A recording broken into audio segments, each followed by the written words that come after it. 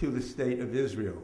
And this will have to be discussed at much greater detail than we can possibly do here. I'm sure you've done it at other meetings. Any person of conscience in the world is obliged to study for him or herself in depth the ways in which our country supports and lends active assistance to the Zionist or Jewish State of Israel. Now, it only bears repetition in the most brief sense what you already know, namely that both branches, two of the three branches of our government, namely the executive and the legislature, are in Washington, more or less functionally taken over by Zionist forces. And you have to face that as a blunt reality. You have to realize that because of that takeover, all political candidates for any national office, including, of course, those who seek to be president in any serious way, must bow and scrape before the State of Israel, promising eternal fealty and loyalty to this entity, no matter how badly it behaves. In fact, the worse it behaves, the greater the degree of denial, because the greater cognitive dissonance there is between the high ideals and the ever-present reality, and therefore the ever more vigorous the repression of any dialogue about Israel, of any debate about Israel, of any discussion about Zionism. The Zionist entity of Israel is something that has become surrounded by various myths, and it is to great credit of historians that they are starting to dismantle those myths. And I do think, and this is very, very important, that Zionism is crumbling, it is collapsing as an ideology everywhere, except it is maintained by rather desperate efforts of those agencies and instruments that are tied to the maintenance of its power, because as it goes on, it has lost any semblance of emancipatory interest. Its only raison d'etre is force, is militarism, is patrolling the boundaries of the empire for the United States as a junior partner, and sometimes as a more than junior partner, though that's a very complex matter that we can return to. In any event, you do know that if you're a serious candidate for political office in our society, you must bow and scrape before the Zionist ideology and belief system. And therefore, we ourselves in our society, for many other reasons, of course, have a very poor democracy. And one of the impoverishments of our democracy has been the inability to face up to the implications of Zionism. There are a couple of ancillary mythic structures that are recently starting to tumble down, and I would just like to mention them very briefly. These are just bullet points. All of this requires extensive discussion. I'm sure many of you have already engaged in that discussion. Just to amplify on some of the things that Brian has just said, just recently a rather explosive bombshell of a book has appeared in Israel by a historian in Tel Aviv named Shlomo Zand, and it's called How and Why the Jewish People Was Created.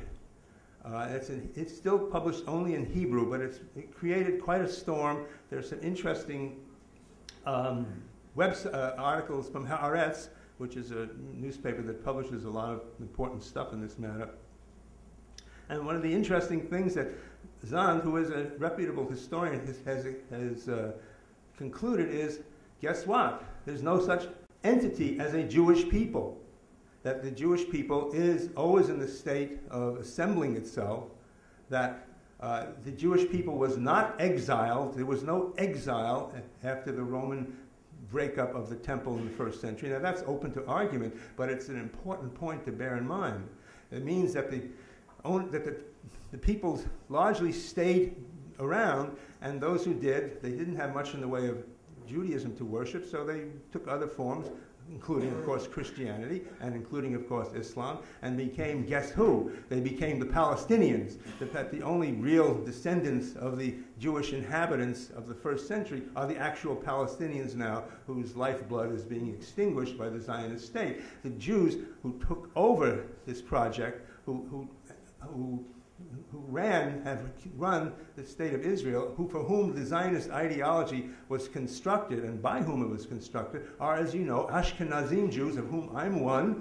My people came from Ukraine and that part.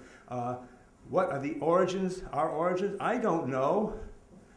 none of us knows, but it's very unlikely that we had any real connection to the original inhabitants of the state of Israel.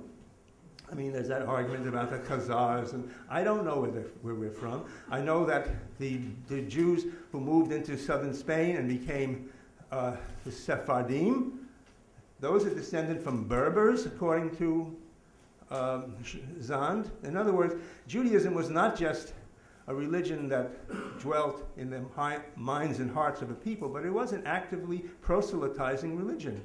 If you study the origins of Islam, the Prophet Muhammad was constantly encountering Jewish groups in what is now Saudi Arabia, but these bore no resemblance at all to the Jews who later entered onto the Zionist project. They were often kings. They had strong tribal organization. They were militarized. In other words, as Brian says, but I'd like to underscore it even further, there is no coherent entity of being Jewish, and that is one reason perhaps why this whole project originated, but we must face the fact that it originated on false grounds, all right?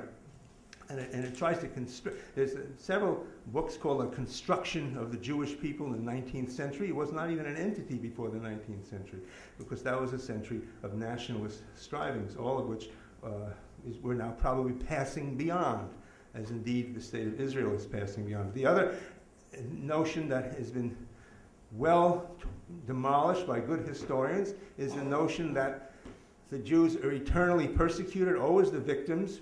And in 1948, I was told, because I was born in 1936, so I was 12 at the time, and absorbed all this from the Zionist circles in which I grew up, that we, the Jewish people, were once again being faced with exterminist,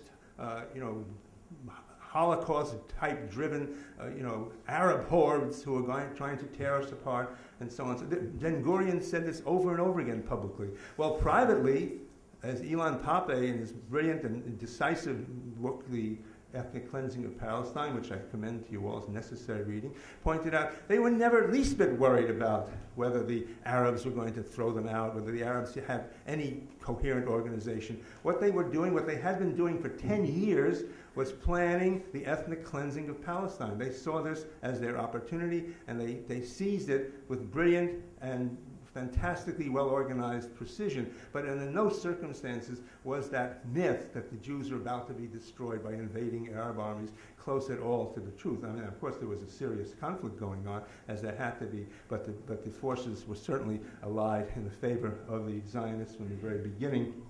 And that really did happen. I can go on and on about it, but what I want to emphasize is that unless we criticize deeply the presumptions and the presuppositions of Zionism, we are forced to give obeisance to, support to this state which is fundamentally racist. And this again shows us something, that when the state of Israel and Zionism was called racist in the 1970s by the UN, enormous efforts were spent to finally erase it by, among other people, John Bolton, who had it driven out of the UN in 1991. Then it came back again in 2001 in the Durban Conference on Racism. Colin Powell showed up along with who was it? Was Condoleezza with them? Doesn't matter. The Bush administration came and again scuttled that conference, anything rather than talk about what is obviously the truth. And the same thing was handled with Jimmy Carter when he published his book, Palestine, Peace or Apartheid. He was called by Alan Dershowitz. Now he is one of the Hitlerites. That's the actual word that Dershowitz used. That Carter is joining with Hitler in proposing another Holocaust for the Jewish people. Nonetheless, all of that ideological work is going on, and the tide is shifting because, in part because the internal contradictions of Zionism have reduced it to rubble so far as any kind of emancipatory ideology goes, in part because it has become an instrument in the waging of the Iraq War, and this has produced serious divisions in U.S. ruling groups, hence Carter's book, hence Walter Mearsheimer's study of the Zionist lobbies, and it's a lot of other criticisms. But I think we have to go beyond that and realize, and this is the point I want to conclude with briefly, that we have a number of options here in that zone of the world, and you can either have the status quo, which is utterly nihilistic,